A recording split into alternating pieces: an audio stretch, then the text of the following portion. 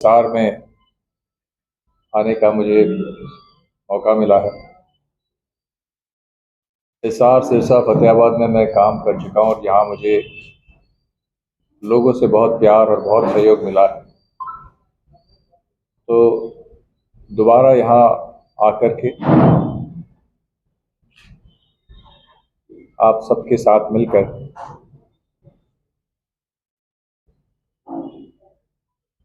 Crime free इस reason को कैसे करें, उस पर काम करना है। प्राथमिकता है कि इस प्रदेश को, इस एरिया को जो कि वर्स्ट अफेक्टेड है नशे से, खास करके सिरसा, फतेहाबाद और हिसार, पुलिस के साथ मिलकर और जनता के साथ मिलकर एक जन आंदोलन यहाँ खड़ा करने की ज़रूरत है इस समस्या से मुक्ति पाने के लिए। इसके लिए कि हमने नारकोटिक्स कंट्रोल ब्यूरो की स्थापना की है सरकार ने, और उसने एक स्टेट एक्शन प्लान भी दिया है, जिसके तहत अभी हर गांव में, हर वार्ड में एक मिशन टीम बन चुकी है जो नशे के खिलाफ काम करेगी। उन सबको साथ में लेकर एक जन आंदोलन खड़ा करना है कि हम नशा, हमारे जो यंगस्टर्स जा रहे हैं उसमें उनको रोके, उनको बचाए, क्राइम और क्रिमिनल्स के पीछे पड़े, उनको पनपने ना दे। पुलिस की जो विजिबिलिटी है, पुलिस की जो हाजिरी है सड़कों पर दिन में और रात में, वो बढ़ाए, लोगों में एक कॉन्फिडेंस आए, और ट्रैफिक की जहाँ जहाँ समस्या हिसार में भी है उसमें सुधार लाया जाए, पुलिस के रवैये में सुधार लाया जाए, पुलिस और लोगों के बीच के जो गैप है, जो दूरी है, उसको ख़त्म किया जाए। इस भावना को क्लियर किया जाए कि पुलिस जो है लोगों की सेवा के लिए है। जो विजिबल साइंस होते हैं पुलिसिंग कमज़ोर होने के, उनको दूर किया जाए। जैसा कि अगर खुले में कहीं शराब पी जा रही है चिकन कॉर्नर्स पे या गाड़ियों में बैठ करके शाम के समय,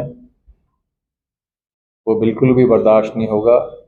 मैंने अपने पुलिस कप्तानों से अभी बात भी की है कि ये यही दर्शाएगा कि पुलिस काम नहीं कर रही है। अगर हमारी माँ बहनें शाम के समय कॉन्फिडेंट फील करती है कि वो अपने गहने पहन के बाहर निकल सकती है, तो पुलिस कामयाब है। और हम वैसी ही पुलिसिंग देना चाहेंगे कि हमारी माता और बहनों को डर ना लगे शाम के समय निकलने में, या तो अपने गहने पहनने में, या छेड़छाड़ के डर ना लगे उनको। ऐसा प्रशासन पुलिस का हो। हर समय पुलिस लोगों के साथ मिलकर सोसाइटी को इम्प्रूव करने में लगे। ये 5-6 चीज़ें हैं जिनमें हम विशेष तौर पे काम करेंगे। क्राइम और क्रिमिनल्स के पीछे पड़ेंगे, नशे के खिलाफ एक आंदोलन खड़ा करेंगे, ट्रैफिक इम्प्रूव करना चाहते हैं, पुलिस की विजिबिलिटी इम्प्रूव करना चाहते हैं, अवैध जो अहाते हैं, जो खुलेआम शराब पी जाती है, हुक्का बार्स है, स्पा सेंटर्स है, जिससे गलत मैसेज सोसाइटी में जाता है, वो सारे हम बंद करना चाहते हैं।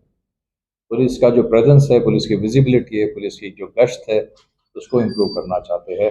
और सबसे बड़ी बात, पुलिस को एक दोस्त बन के आपके सामने पेश करना चाहते हैं। बस इतना सा ही टारगेट है।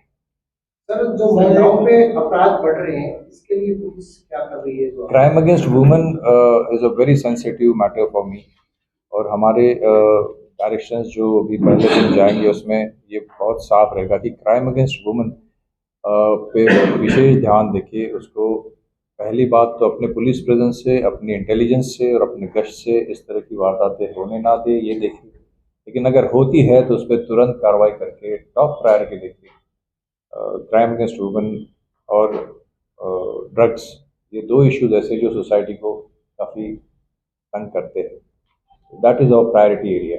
सर, नशे का विजिलेंस का जो है एक काम बड़ा जरूरी है सर। अभी जो करप्शन है निगम और तहसील जैसे जगह पर, आपकी विजिलेंस बहुत जरूरी है। पुलिस की जो विजिलेंस है, और आम जनता उससे बहुत परेशान है, और ये गढ़ बन चुके हैं खास करके निगम और तहसील, और इनके ऊपर जो विजिलेंस पुलिस कर सकती है, बाकी जो हायरार्की है वो अभी तक हमने देखा है दैट इज फेल्ड।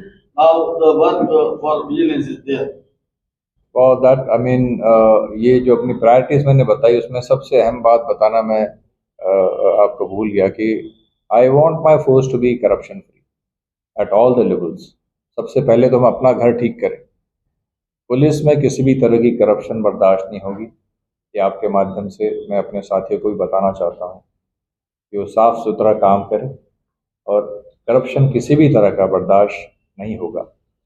पुलिस पे पहले बर्दाश्त नहीं होगा और आम जनता को मैं खुलेआम बताना चाहता हूँ कि कहीं पर भी पुलिस के अलावा भी उनको करप्शन का सामना करना पड़ता है, बेझिझक हमें बताएं, हम उनके मदद के लिए तैयार हैं। और हमारा एक अलग से डिपार्टमेंट भी है, विजिलेंस डिपार्टमेंट, अभी एंटी करप्शन ब्यूरो कहते हैं उसको। उसके पास भी सूचना थी, हमारे पास सूचना थी। करप्शन को के आगे झुके ना कोई भी। सर, नशे की वजह से जो अपराधी और चोर बेखौफ नजर आ रहे हैं, ये भी एक बाहर की बात ना करें, घर के अंदर भी व्यक्ति सुरक्षित नहीं। एक महिला का भी कहूँगा कि अंदर मर्डर हुआ, एक व्यक्ति के घर के बिल्कुल आगे से मोटरसाइकिल चोरी होगी, तो इसको लेकर के क्या है? बहुत गंभीर समस्या है। देखो, जब कोई एडिक्ट बन जाता है तो उसको उसकी सोच अलग तरह की होती है। उसको पूरा समाज, अपना परिवार, सब कुछ अपना दुश्मन नज़र आता है। उसको आम जो ज्ञान की बात है वो समझ में नहीं आती। तो ये सोसाइटी एक सोशल रिफॉर्म बहुत बड़ा कैरी करने की, जब मैं जन आंदोलन खड़े करने की बात करता हूँ तो यही है कि केवल नशा पकड़ने से ये समस्या सॉल्व नहीं होगी। हमको हर नशेड़ी तक पहुँचना है। जो स्टेट एक्शन प्लान में हमने किया है, अभी हम सर्वे करने जा रहे हैं।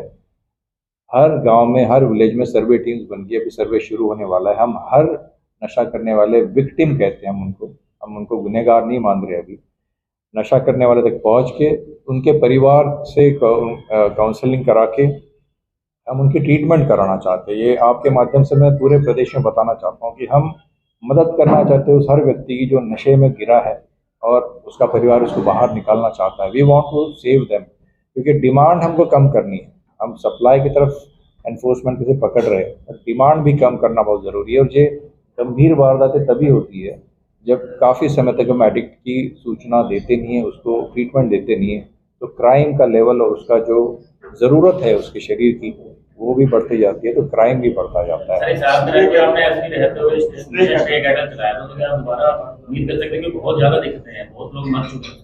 नहीं, मैं आते समय भी देख रहा था कि काफ़ी जगह झुंड बना के फिर से वो बैठे थे। जैसे मैं पुलिस कप्तान था तब आया, तब जो दृश्य देखा था लगभग वैसा ही दृश्य देखने को मिला। और मुझे ये महसूस हुआ कि जो मेहनत हमने करी थी बहुत सालों पहले, वो दोबारा करने की आवश्यकता है।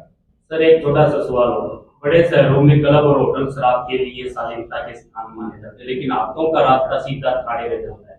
आज भी आपके शहर के अंदर बिल्कुल ठेकों के आगे जो शराब पीते हुए नजर आ गए। अभी आप कह रहे थे कि बाहर कहीं पीता हुआ, ठेकेदारों को कब आप कंट्रोल करें? आप एक हफ्ते बाद मुझसे बात करिएगा, ये सब टॉपिक पे। सर, पुलिस अवैध शराबी चोरों को पकड़ती है, उस समय बाद वो जुर्माना देके जुर्माना छूट देते हैं, फिर दोबारा में काम करते हैं, उसको लेके क्या? अब हमारे कानून में जो प्रावधान है बेल का और जो उनको रिलीज, तो उसके वो हकदार है। तो बार बार उन पर निगरानी रखनी चाहिए, इनको पकड़ना चाहिए। और अगर पुलिस मुस्तैदी से उन पर नज़र रखे और अच्छे से उनको देखे नज़दीक से, तो वो दोबारा नहीं करते। पीछे भी एक मामला है, एक अंतर्राष्ट्रीय शूटर जो है वो अवैध रूप से विदेशों से पिस्तौल, हथियार वगैरह लाकर भेजता था यहाँ पर। तो इस तरीके के जो राइफल एसोसिएशन से जुड़े हुए हैं या जो खिलाड़ी हैं, वो और भी कई मामले सुनने में आए हैं।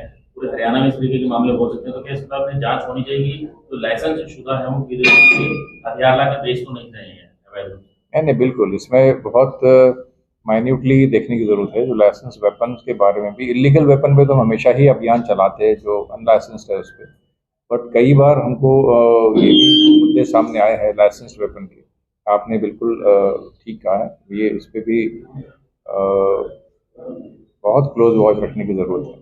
काफी लोग ऐसे हैं जो नशा छोड़ने की ओर हैं, उन्होंने नशा छोड़ने के अंदर कामयाब भी हुए हैं। गवर्नमेंट की तरफ से जो दवाइयाँ आती हैं वो लेते हैं, 1 महीने तक उनको मिलती है, फिर वो मिलनी बंद हो जाती है, वो दोबारा फिर वो नशा करते हैं। तो उस परिस्थिति के अंदर गवर्नमेंट जो है वो उस रूप के अंदर काम नहीं कर रही है, तो उसको करना चाहिए।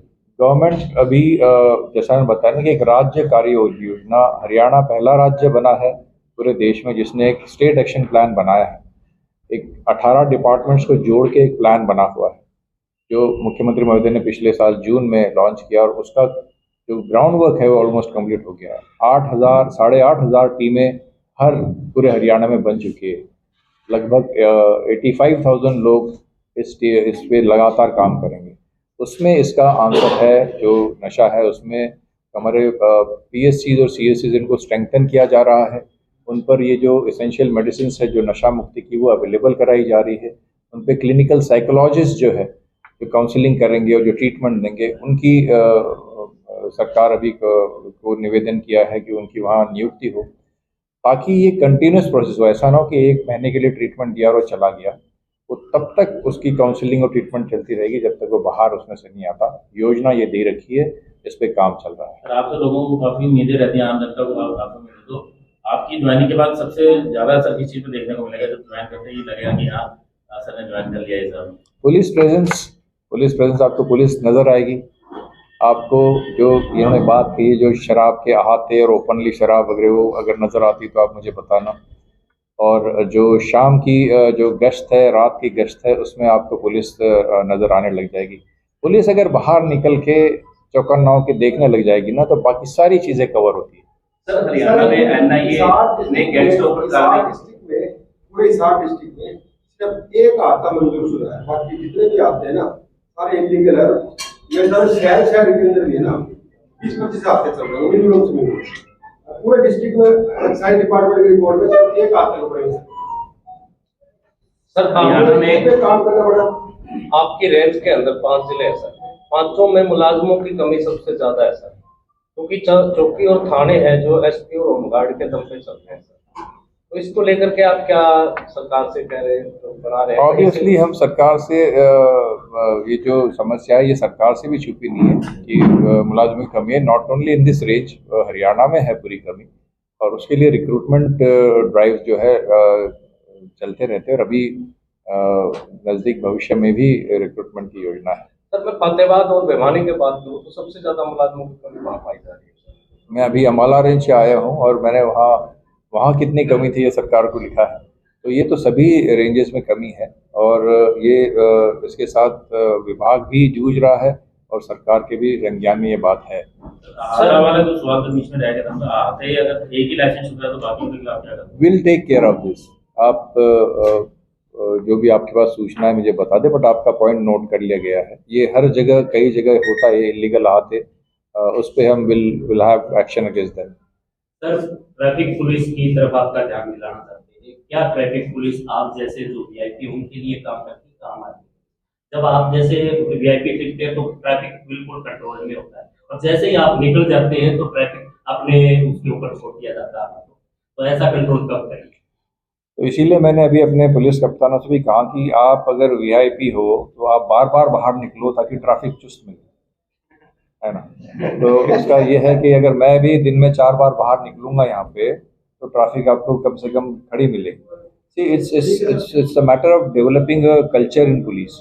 ये अभी एक अगर व्यवस्था ट्रैफिक की सुधारनी है तो वो लगातार अगर अफसर मॉनिटर करेंगे तो होगा, और मुझे विश्वास है कि आने वाले दिनों में आपको ट्रैफिक में सुधार मिलेगा। सर, श्रीकांत जाधव नाम सुनते लोगों के चेहरे पर एक अलग उम्मीद और एक अलग खुशी थी कि श्रीकांत जाधव जी यहाँ पर आएंगे। तो उनके जो अभी तक अन्याय पूरे शहर में हो रहा है, वारदातें लगातार हो रही है, उस पर कंट्रोल किया जाएगा। लगभग कितने समय लग जाएगा पुलिस प्रशासन को उस पर कंट्रोल करने में? समय का हर सेक्शन जो है क्राइम का वो अलग अलग समय लेता है, बट जो इमीडिएट चीज़ें हैं जैसे पुलिस विजिबिलिटी है, ट्रैफिक इम्प्रूवमेंट है, ईव टीजिंग है, इलीगल अहाते है, पब्लिक प्लेसेस पे ड्रिंकिंग है, ये तो इसका समय मैं आपको 1 हफ्ते का देता हूँ। ठीक है sir, thank you sir. Thank you.